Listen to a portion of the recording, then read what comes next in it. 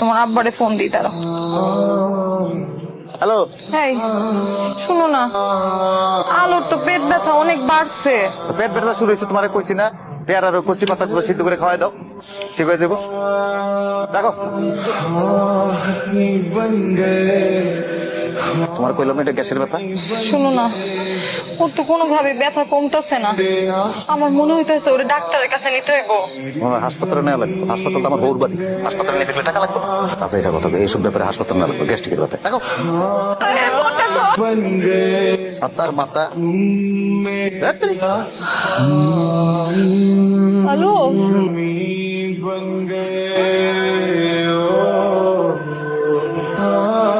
ভাবি ভাই আপনি কই আছেন?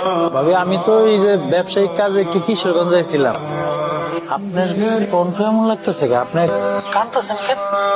আমার